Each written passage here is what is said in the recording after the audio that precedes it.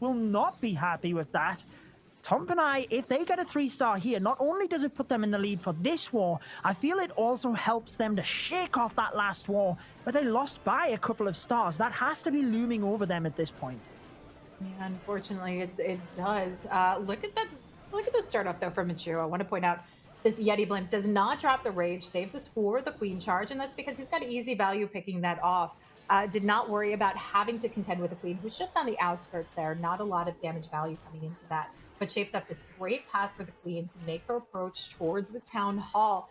Very patiently working through, and he was able to get that clan castler out of it, which is always a nice thing when you're working with your heroes, whether it's hero dive or your queen charges. If you can limit the damage coming in when CC troops are coming out, particularly because of the mixed spread of certain CC troops we see coming in, like headhunters and super minions, it's an ideal approach, and that helps out quite a bit. But the super wall breakers coming in, giving the queen clear passage, moving along, just double broke right in there. But this is all we need to see the queen getting taken down.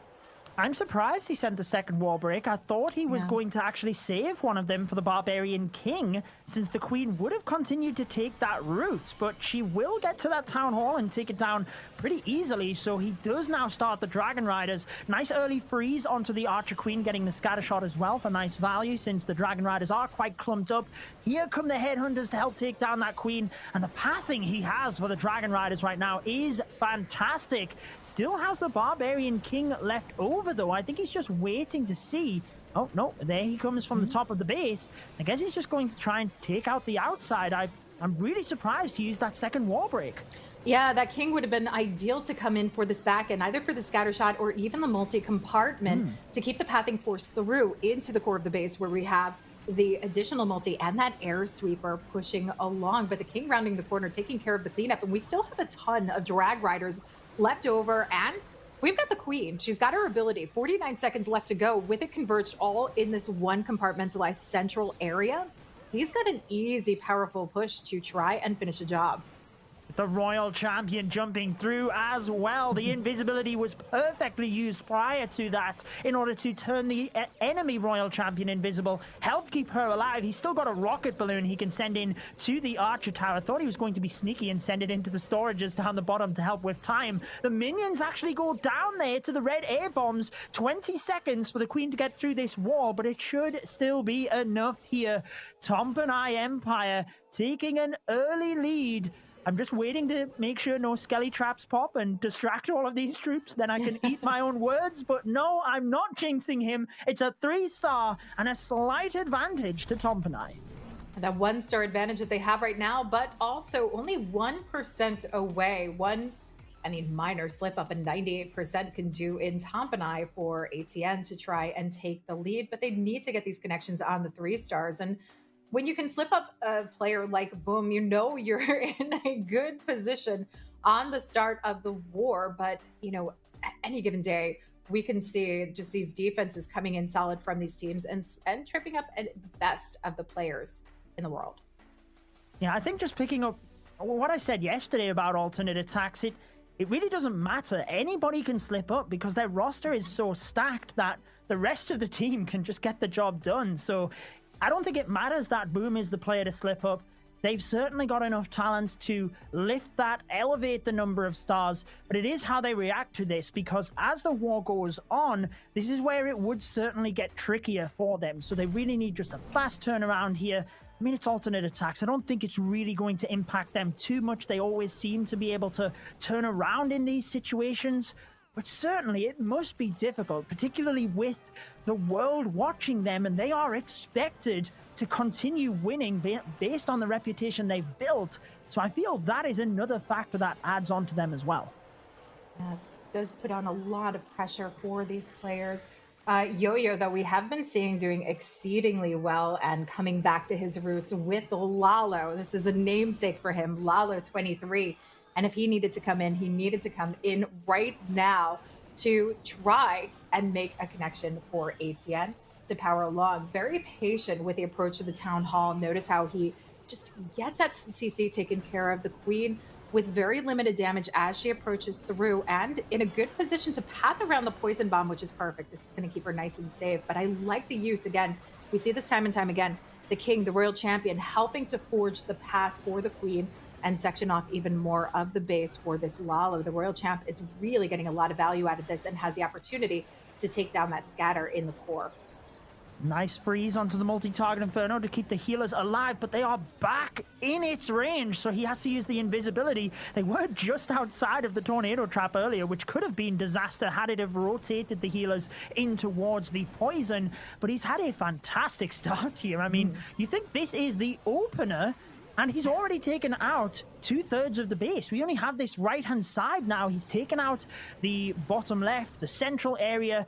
The Stone Slammer is continuing to tank and take down the defenses. Now he can merge that in with the Lalo. I don't know how he does this. I really don't. He can now just path them all the way down this side. He doesn't have to worry about it. This is why, a team like this has been excelling so much with air being so strong and being some of the best air attackers around. They have been really able to just capitalize off of it. Even that 99% that we saw coming in from Boom speaks loads to the caliber of performance they put in. But Yo-Yo at hand right now, surrounding this base with the loons. This is all going to collapse together into that single targeting Inferno. Limited risk for the loons as they make the push in. No splash damage around to try and pick them off as Yo-Yo comes in to help bring ATN hopefully back on the board. That's at least what they're hoping to see. If they can hold a defense at 99% looming over them, but could give them a huge advantage in this matchup.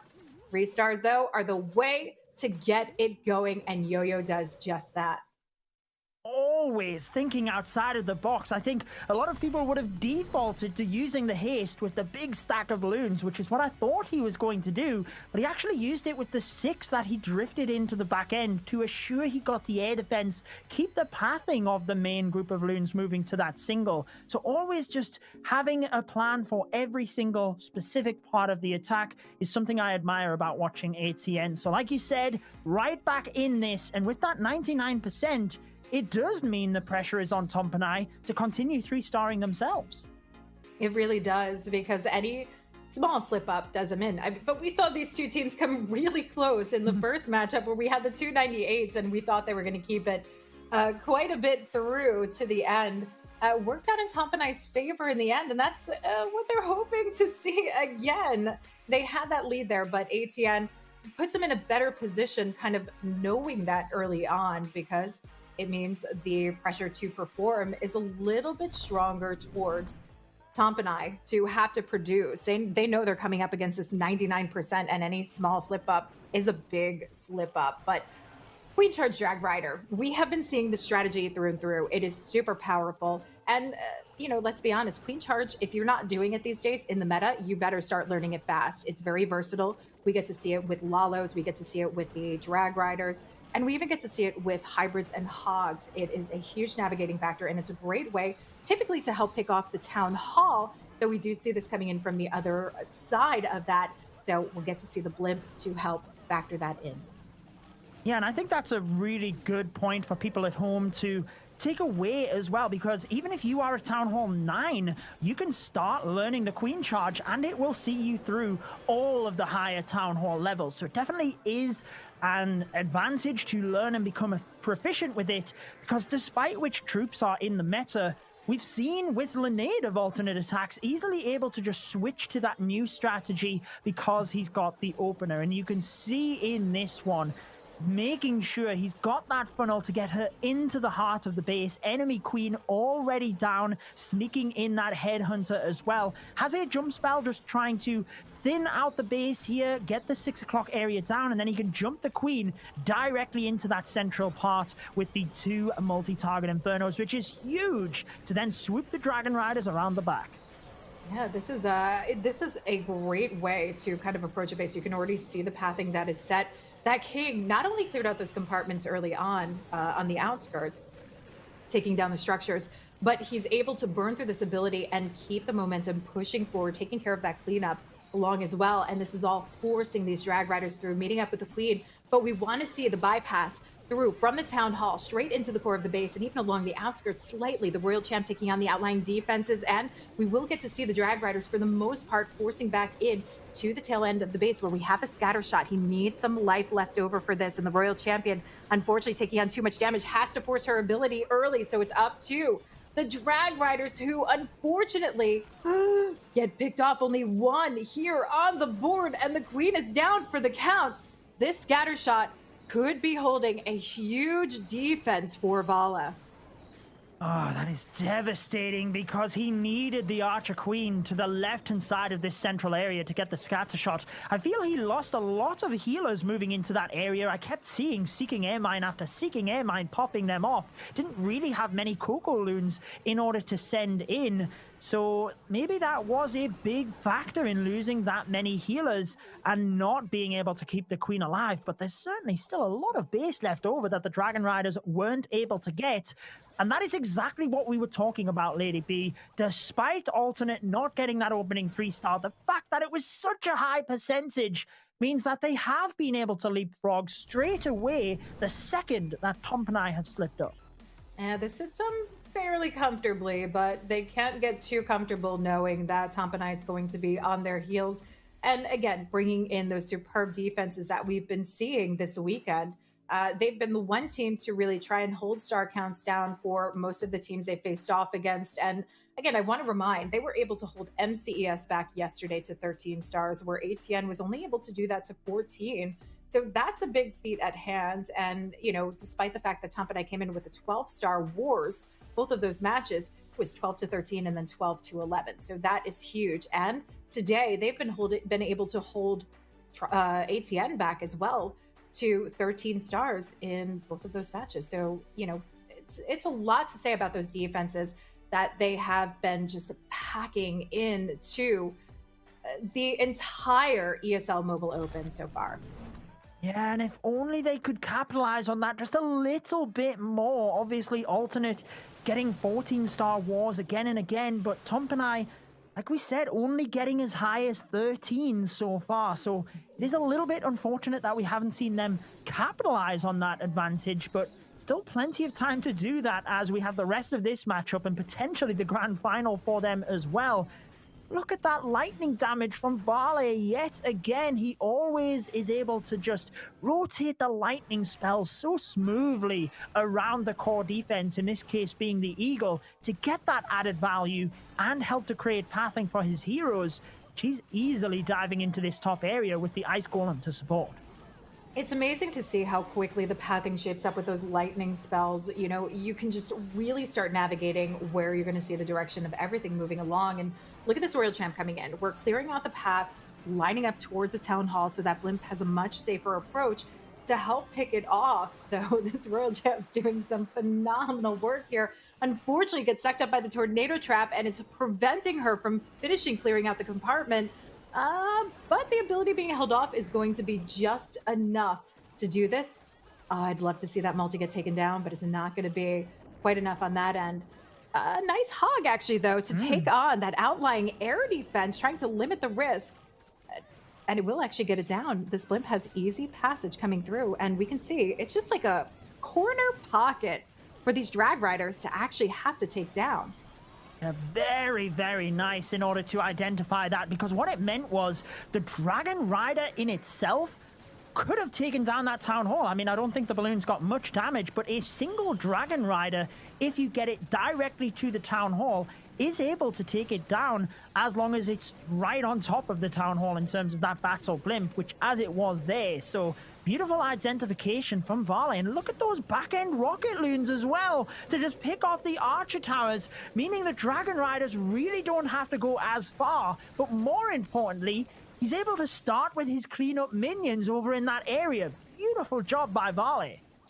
Very smart thinking, knowing that time is a factor he has to be concerned with, even holding on to 2 rocket loons in his back pocket here. He knows the Dragon Riders have enough power to get through, so he wants to hold until the defenses are down so he can sneak them in to help with all of the storages. Plus, look at this, sneaking in for the clan castle troop, sends one first to pick up that trap.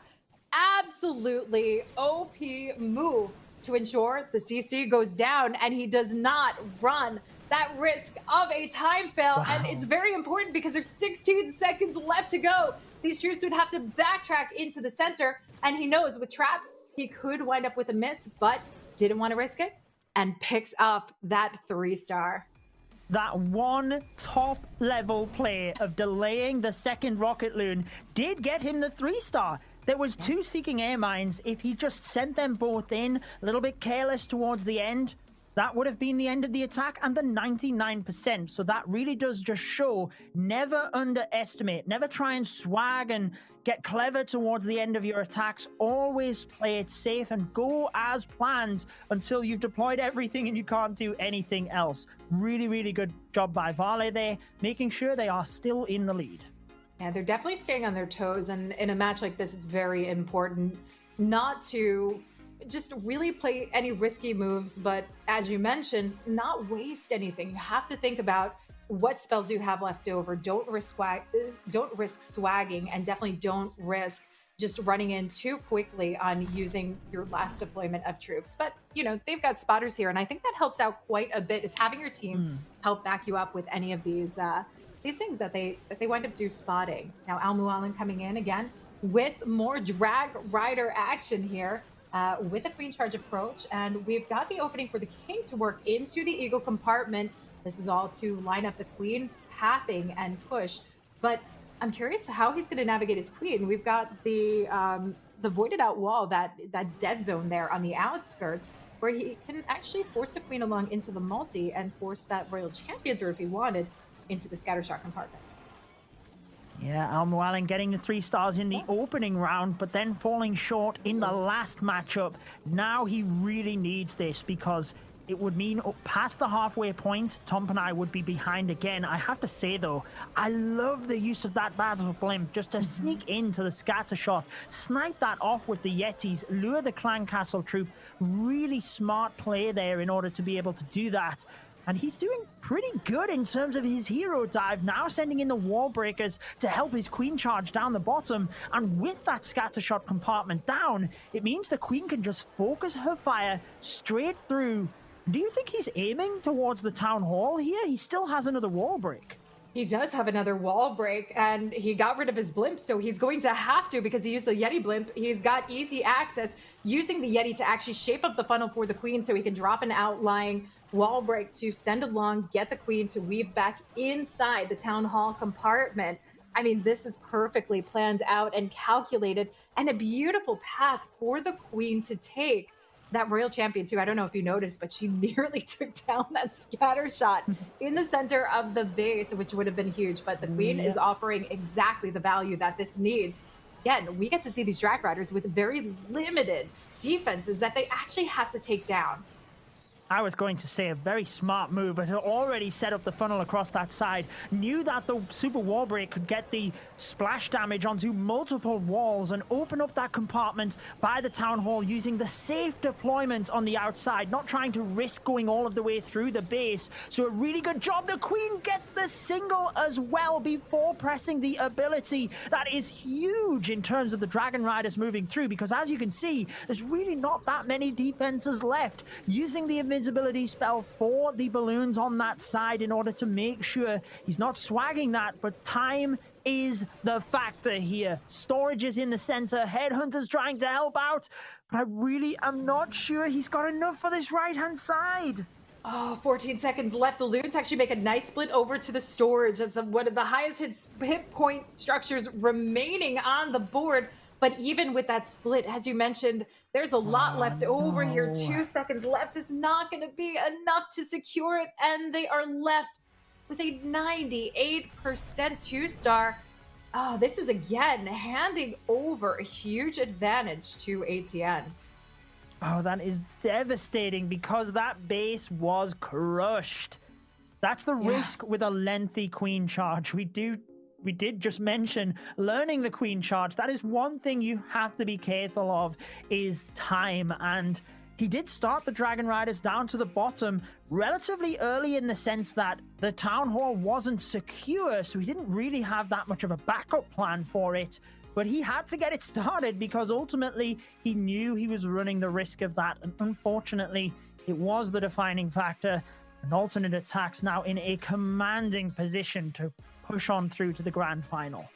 Yeah, one of the things I want to highlight about that is you had mentioned that superb Yeti blimp that he had coming in. That was a great cut across because we had talked about that voided out section, and that really led to needing to help the pathing of the queen coming in. So these guys are really analyzing the bases through and through for these charges. Now we do have Linnaeus coming in also with another charge, and he is known for his charges, whether it be with these queen charge drag riders or formerly the queen charge hybrid and hogs that he has always excelled at.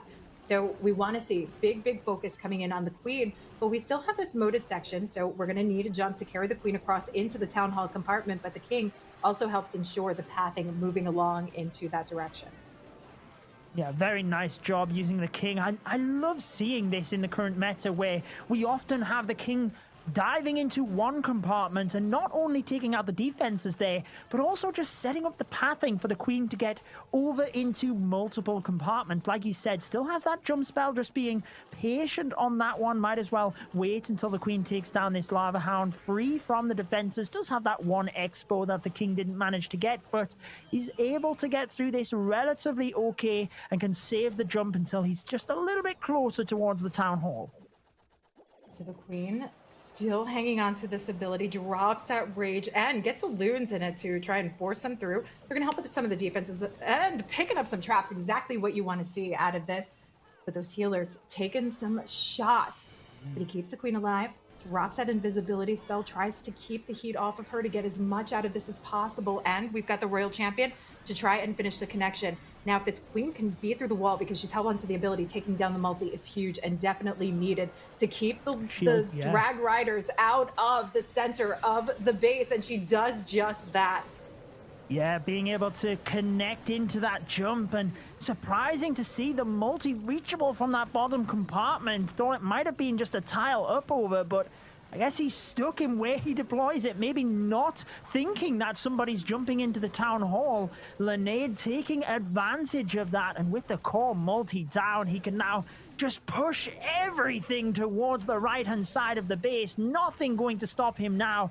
50 seconds left over, and despite a bit of a shaky attack in the last war, he has certainly made up for that, using the rage to push the royal champion through. Still has the freeze left over, and alternate attacks will find themselves multiple stars in the lead. With only one attack of theirs remaining, they have all but guaranteed themselves a spot in the grand final with that beautiful 3-star by Linnaeus. Yeah, that definitely is some big assurance for them, but we still have to hope nothing disastrous happens. I mean, from time to time, things can happen, and that's the big worry. You know, my jinxing abilities, I try to be very careful of what I say, or congratulating too early and too soon. But either way, ATN is making a very clean-cut paths for themselves in this final matchup. Yeah, I didn't want to say too much there when you said that. You know, your jinxing skills have certainly came through, but mine have as well. I've certainly jinxed multiple teams throughout this challenge, but at this stage, alternate attacks have put up 14 star after 14 star. Obviously, only the 13 against Tompinai, like you said, holding the attacks of alternate back, but at this stage, I really can't see them slipping up here. I mean, Tompinai would need multiple 3-stars and a huge slip up from alternate attacks, and well, they just need to hold it together and hope that they can move into the grand final being a little bit, well, ready. Like I was saying, they've already had 3 matches. Whilst that allows them to warm up, you've got to think that if the grand final were to go to 3 rounds, that's a lot more fatigue on the teams rather than MCES, who are just moving into this fresh. Yeah, I mean, it really is. You're talking about 3 rounds of attacks all ready to go, and MCES, who's just been watching this entire time. And, you know, that's a lot of gameplay time. They would have hoped to have gotten it down in 2 matches, but ATN obviously trying to get this one back in and recovered for the win. But Michael looking to see if he can trip them up just a little bit here, but it would also rely on a defense as well. Now, the queen bypassing the town hall here is very typical because we see her clearing out the path, ideally for the blimp to sail along and help pick up this town hall. But we've even seen the king able to come in. We've gotten a lot of value out of the king for the town hall takedowns, but in this case, we want to force the queen into the center of the base. So we work him along the outlying compartments to take out those defenses, take out those structures, and continue forcing the queen along right there into the core. Now, no jumps, no wall breaks, but the queen, because she still has her ability, could potentially beat through the walls and pick up into the multi-compartment.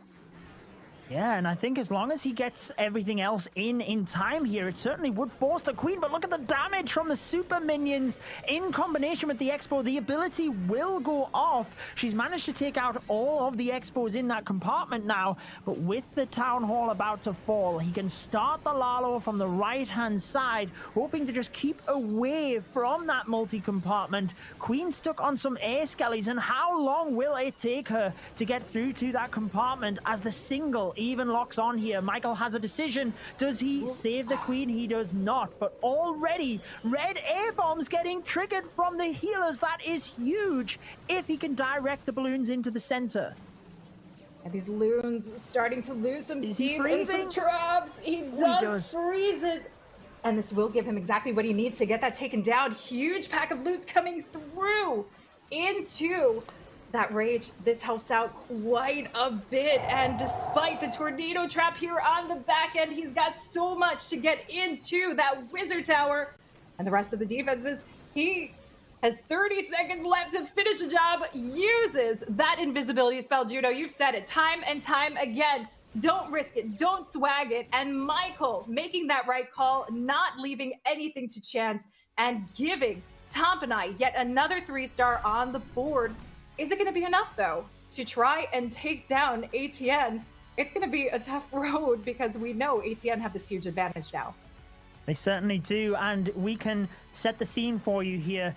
Alternate attacks, 1 star in the lead, and also a big percentage advantage. So in order for Tompinai to win, they need to hold alternate attacks to a 2-star as a minimum, and it needs to be a lower percentage 2-star as well. I'd have to do the maths, but I'd assume right down 80, if not lower than that, based on the percentage that Tompinai have had, and then Tompinai need to 3-star. So it is a big ask, but they've kept themselves in it, and that was a phenomenal attack. You have to say, I don't think I've seen healers quite like it. True MVP of that attack. Definitely keeping that queen going strong, but also the superb Lalo skills, which we're getting to see from both sides today, which I think is exceptional. So I think there's always been that talk about wanting to see more Lalo in the game, and we're actually getting to see that today, despite the power of the drag riders and even the dragons. We are getting to see some superb Lalo skills from these teams, and with MCS still up to play later in this matchup with one of these two teams, we're going to see even more great Lalo action. We certainly are. We know how good they are. And we have asked who, I mean, I said this yesterday, but it seems like whoever goes up for alternate attacks, you're like, okay, it's asked. I mean, that's how good he is. Oh, he's very good at Lava Loon. Tompinai need a big defense, and he's using these super wizards by the Town Hall. He's popped the blimp perfectly to keep them out of the Gigabomb, and even though the tornado trap pops, the super wizards are not inside that radius, so they keep out of the way. They can take down the Town Hall. He's already got his value now. That's the 1-star secured, and he's just aiming to get that. Well, he's aiming to get the 3 stars, but even if he got the high percentage too, he would still get this. Yeah, definitely going for, I don't always like to say the Blizzard is a safe approach, but goes for the safe approach of picking off the Town Hall first. It also gives you fail-safe to try and adjust with your heroes should you not get that if it was baited and you weren't able to recover. But the hero is able to pick up off this connection, work their way in, the king doing the tanking for the queen, and the royal champ cutting across just to break that gap, bring it in together, and pick off the eagle. This is all going to bring this beautiful connection in and shape up for an easier path for this Lalo. Queen just needs to force that ability to get the scatter shot down. We want the multi going down as well. And this is a fairly easy push for the Lalo, knowing that they just need to hit around the 80% mark to get the win today. This makes it an easy push for Ast. Oh, he turned the queen invisible. I think he wanted the builder hut there as well, but either way, it's not really going to... Oh, no! What's happening with the haste spells? Ooh. He meant to put the minions down, and he's used all of his haste spells. That is huge for this attack. Can he still get it? Despite that, he's got a lot of balloons, but I am worried about that multi-target in the center now. Oh, no! I feel like I might have just jinxed this by saying it was an easy push. 73% here. This is going to be a close one. Oh, those hastes would have helped out quite a bit. Unfortunately, no matter what happens, you can always accidentally, we call it fat finger, your spells and make that misclick, which can deal a nasty blow in what you have remaining. Those loons not able to forge their way across, get that pathing sweeping in quicker. So unfortunately, they suffer the damage of those nasty defenses in the core. Minions trying to take care of the cleanup. We're at that 77% mark, 78 here, and Archer going to bring it to 79. But is that all she wrote? And is that going to be a difference maker here, Judo?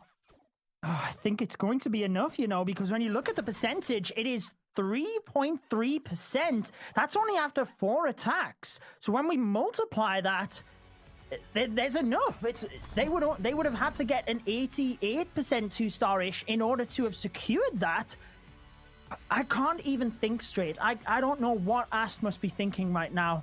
That was disastrous, but what it means for this situation is if Tompinai 3-star, they progress to the grand finals to face MCES. If they do not, alternate attacks are let off and they move to the grand finals themselves.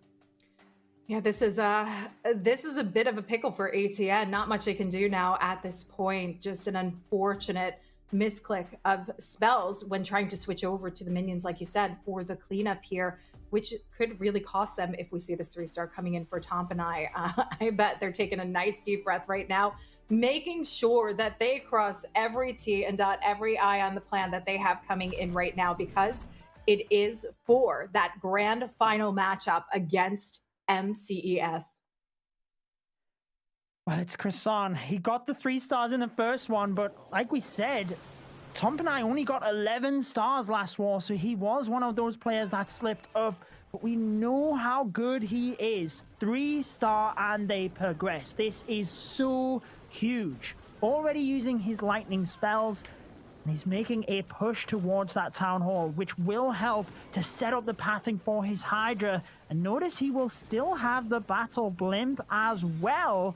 Maybe he's planning to send that to a separate area in order to help with pathing for the Hydra. Definitely could. We've got a lot of that open area. And I kind of expect that that king is going to have a nice kind of like chunky path coming in because it has that little meat left over there. But this is beautiful for the queen because we see her taking on the town hall, very limited damage, knowing that the unicorn can heal her up long enough. But is it enough? Oh, it is. Wow, just on the line there, and even able to take out a couple of the CC troops. That was huge if he missed that town hall. That's why he had the blimp selected as a backup plan to send it in. But now he has the stone slammer, which not only helps the pathing of the dragons and the dragon riders, but it's also tanking that scatter shot. He's pulled the hound down to the bottom, but now with the barbarian king, obviously it's going to be under fire. But as the dragons move through, they are behind the sweeper. Time is looking good. The Tesla farm on the back end of the base does look dangerous, but look at the royal champion moving in here as well, Lady B. I would say this looks pretty good for Croissant and not good for alternate attacks as the dragons get to the eagle. He freezes it and the royal champion still has the ability. Definitely not looking good for ATN on this one as Croissant just absolutely capitalizes off of that big opening that ATN left for them, picking up the 3-star that was needed to move forward into the grand finals today. We've got Tompinai, who will now have the opportunity to face off against MCES. Tompinai finally claiming their revenge against ATN, who stole that #1 top